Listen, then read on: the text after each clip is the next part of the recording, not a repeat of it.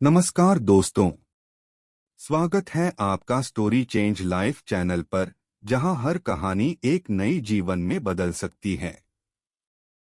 Like करें, subscribe करें और बेल आइकन को दबाएं ताकि आप हमारी हर नई वीडियो से अपडेट रहें।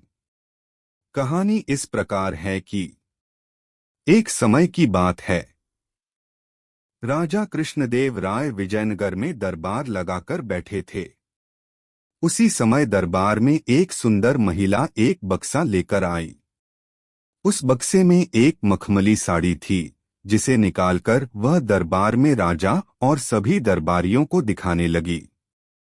साड़ी इतनी सुंदर थी कि जो भी उसे देखता वह हैरान रह जाता।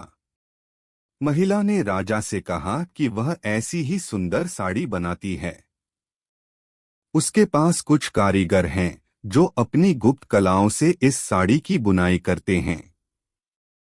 उसने राजा से निवेदन किया कि अगर राजा उसे कुछ धन दें तो वह उनके लिए भी ऐसी ही साड़ी बना देगी। राजा कृष्णदेव राय ने महिला की बात मान ली और उसे धन दे दिया। महिला ने साड़ी तैयार करने के लिए 1 साल का समय मांगा। इसके बाद वह महिला साड़ी बुनने वाले अपने कारीगरों के साथ राजा के महल में रहने लगी और साड़ी की बुनाई करने लगी। इस दौरान उस महिला व कारीगरों के खाने पीने से लेकर तमाम खर्चे राजमहल ही उठाता था। इसी तरह 1 साल का समय निकल गया। फिर राजा ने अपने मंत्रियों को उस साड़ी को देखने के लिए उस महिला के पास भेजा। जब मंत्री कारीगर के पास गए तो वह देखकर हैरान रह गए। वहां 2 कारीगर बिना किसी धागे या कपड़े के कुछ बुन रहे थे। महिला ने बताया कि उसके कारीगर राजा के लिए साड़ी बुन रहे हैं, लेकिन मंत्रियों ने बताया कि उन्हें कोई साड़ी दिखाई नहीं दे रही है।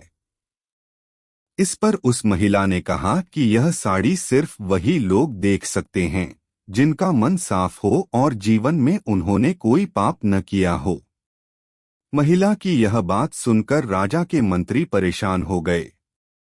उन्होंने बहाना बनाते हुए उस महिला से कहा कि उन्होंने वह साड़ी देख ली है और वो वहां से चले गए।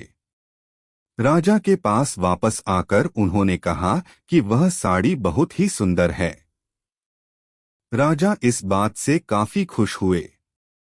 अगले दिन उन्होंने उस महिला को वह साड़ी लेकर दरबार में हाजिर होने का आदेश दिया। वह महिला एक बक्सा लिए हुए अपने कारीगरों के साथ अगले दिन दरबार में आ गई।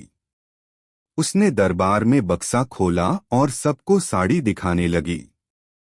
दरबार में बैठे सभी लोग बहुत हैरान थे, क्योंकि राजा समेत किसी भी दरबारी को कोई साड़ी नहीं दिखाई दे रही थी।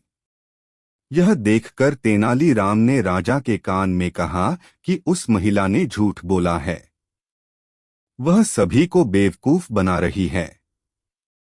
इसके बाद तेनालीराम ने उस महिला से कहा कि उन्हें या दरबार में बैठे किसी भी दरबारी को यह साड़ी दिखाई नहीं दे रही है।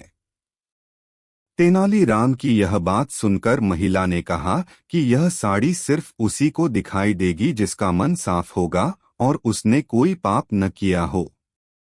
महिला की इस बात को सुनकर तेनालीराम के मन में एक योजना आई। उन्होंने उस महिला से कहा, राजा चाहते हैं कि तुम खुद उस साड़ी को पहनकर दरबार में आओ और सभी को वह साड़ी दिखाओ। तेनालीराम की यह बात सुनकर वह महिला राजा के सामने माफी मांगने लगी। उसने राजा को सब सच सच बता दिया कि उसने कोई साड़ी नहीं बनाई है। वह सबको मूर्ख बना रही थी। महिला की बात सुनकर राजा को बहुत गुस्सा आया। उन्होंने उसे जेल में डालने की सजा सुना दी, लेकिन जब उस महिला ने बहुत विनती की तो उन्होंने उसे छोड़ दिया और माफ करके उसे जाने दिया। साथ ही राजा ने तेनालीराम की चतुराई की तारीफ भी की। कहानी से सीख, अधिक दिनों तक झूठ या धोखा छिपाया नहीं जा सकता है। एक न एक दिन सच्चाई सबसे सामने आ ही जाती है। धन्यवाद दोस्तों कि आपने हमें देखा। लाइक करें, सब्सक्राइब करें और बेल आइकन को दबाएं ताकि आप हमारी हर नई वीडियो से अपडेट रहें।